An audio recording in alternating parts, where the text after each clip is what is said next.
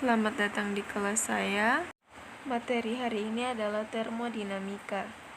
Tujuan dari pembelajaran ini adalah yang pertama, siswa dapat membedakan sistem tertutup dan terbuka dalam termodinamika. Yang kedua, siswa diharapkan bisa menyebutkan bunyi hukum-hukum termodinamika.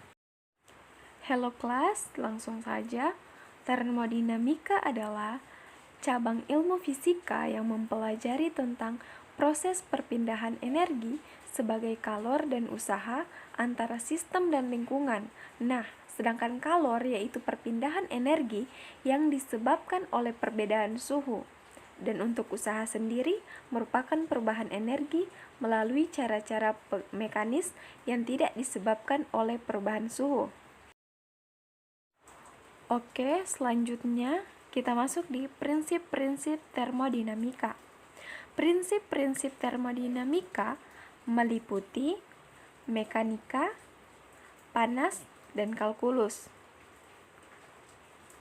Oke, selanjutnya kita masuk di kesetaraan kalor dalam termodinamika, di mana dirumuskan dengan 1 kalori sama dengan 4,186 joule atau sama dengan 4,2 joule, di mana 1 joule sama dengan 0,24 kalori.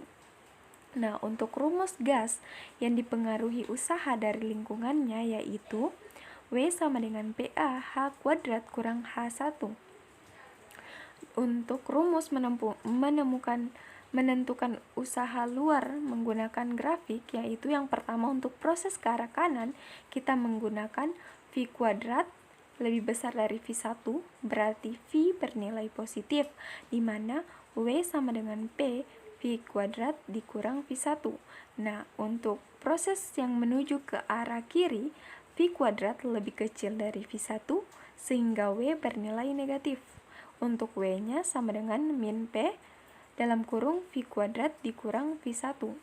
Sedangkan untuk proses berbentuk siklus, di mana W total sama dengan delta P dikali delta V, di mana P kuadrat dikurang 1 dikali V kuadrat dikurang V1. Oke, kita masuk di jenis-jenis sistem termodinamika. Yang pertama, sistem terbuka. Sistem terbuka adalah sistem yang mengakibatkan terjadinya pertukaran energi atau panas dan kerja dan benda atau materi dengan lingkungannya. Sistem terbuka ini meliputi peralatan yang melibatkan adanya aliran massa ke dalam atau keluar sistem, seperti pada kompresor, turbin, nozzle, dan motor bakar. Contohnya sistem mesin motor bakar, di mana ruangan di dalam silinder mesin di campuran bahan-bahan bakar dan udara yang masuk ke dalam silinder dan gas buang akan keluar dari sistem. Pada sistem terbuka ini, baik massa maupun energi dapat melintasi batas sistem yang bersifat permeable. Dengan demikian, pada sistem ini volume dari sistem tidak berubah sehingga disebut dengan kontrol volume. Bila diberi atau dimasukkan ke dalam sistem,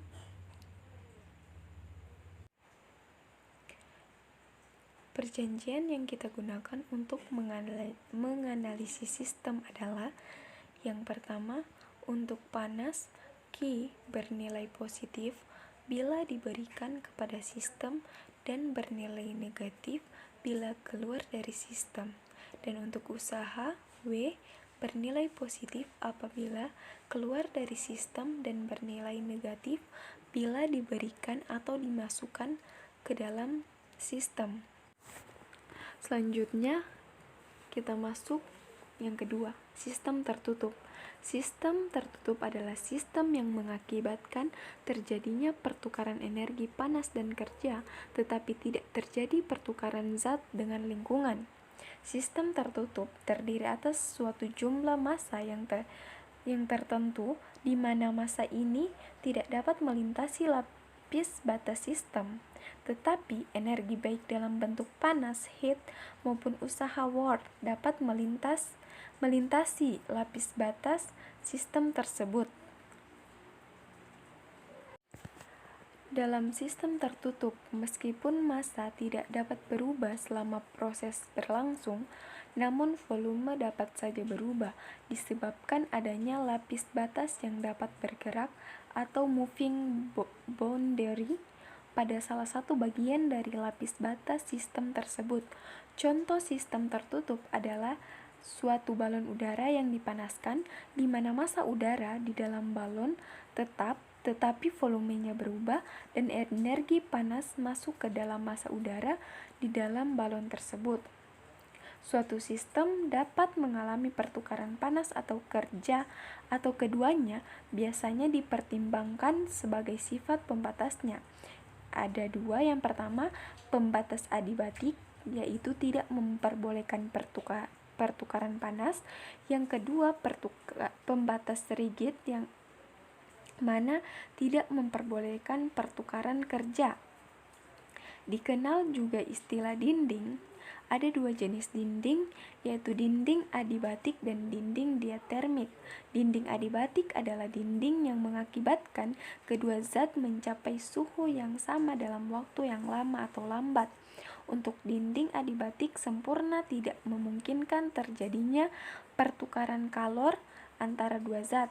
Sedangkan dinding diatermik adalah dinding yang memungkinkan kedua zat mencapai suhu yang sama dalam waktu yang singkat.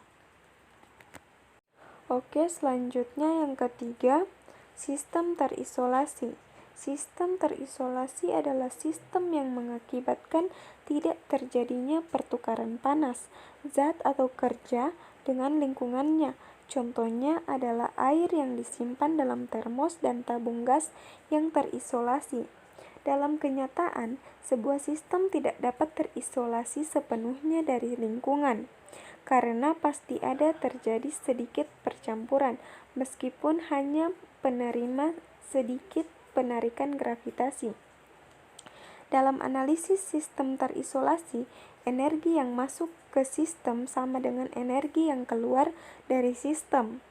Karakteristik yang menentukan sifat dari sistem disebut properti koordinat sistem atau variabel keadaan sistem, seperti tekanan, temperatur, volume, massa, viskositas, konduksi, panas, dan lain-lain. Selain itu, ada juga koordinat sistem yang didefinisikan dari koordinat sistem yang lain, seperti berat jenis, volume spesifik, panas jenis, dan lain-lain. Pada sistem dapat berada pada suatu kondisi yang tidak berubah apabila masing-masing jenis koordinat sistem tersebut dapat diukur pada semua bagiannya dan tidak berbeda nilainya. Kondisi tersebut disebut dengan keadaan state tertentu dari sistem, di mana sistem mempunyai nilai koordinat yang tetap. Apabila koordinatnya berubah, maka keadaan sistem tersebut mengalami perubahan keadaan. Suatu sistem yang tidak mengalami perubahan keadaan disebut sistem dalam keadaan seimbang atau equilibrium. Oke, selanjutnya kita masuk di hukum termodinamika. Yang pertama, hukum awal atau zero law termodinamika. Hukum awal menyatakan bahwa dua sistem dalam keadaan setimbang dengan sistem ketiga, maka ketiganya saling seimbang satu dengan lainnya. Hukum ini dimasukkan setelah hukum pertama. Yang kedua, hukum pertama termodinamika. Hukum yang sama juga terkait dengan kasus kekekalan energi. Hukum ini menyatakan perubahan energi dalam suatu sistem termodinamika tertutup sama dengan total dari jumlah energi kalor yang disuplai ke dalam sistem dan kerja yang dilakukan terhadap sistem. Hukum ini dapat diuraikan menjadi beberapa proses, yaitu proses dengan isokorik, isotermik, isobarik, dan adiabatik. Selanjutnya yang ketiga, hukum kedua termodinamika. Hukum kedua termodinamika terkait dengan entropi. Tidak ada bunyi untuk hukum kedua termodinamika, yang ada hanyalah pernyataan-kenyataan eksperimental yang dikeluarkan oleh Kelvin, Planck, dan Clausius. Pernyataan dari Clausius yaitu, tidak mungkin suatu sistem apapun bekerja sedemikian rupa sehingga hasil satu-satunya adalah perpindahan energi sebagai panas dari sistem dengan temperatur tertentu ke sistem dengan temperatur yang lebih tinggi. Selanjutnya, pernyataan dari Kelvin, Planck yaitu tidak mungkin suatu sistem beroperasi dalam siklus termodinamika dan memberikan sejumlah neto kerja ke sekeliling sambil menerima energi panas dari satu reservoir termal.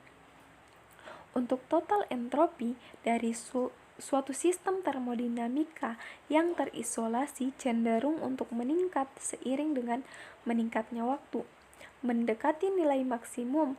Hal ini disebut dengan prinsip kenaikan entropi, yang mana merupakan kolerasi dari kedua pernyataan di atas, atau analisis hukum kedua termodinamika untuk proses dengan menggunakan sifat entropi. Selanjutnya yang terakhir, yang keempat, hukum ketiga termodinamika. Hukum ketiga termodinamika terkait dengan temperatur nol absolut. Hukum ini menyatakan bahwa pada saat suatu sistem mencapai ke temperatur nol absolut, semua proses akan berhenti dan entropi sistem akan mendekati nilai minimum. Hukum ini juga menyatakan bahwa entropi benda berstruktur kristal sempurna pada temperatur nol absolut. Sekian dan terima kasih.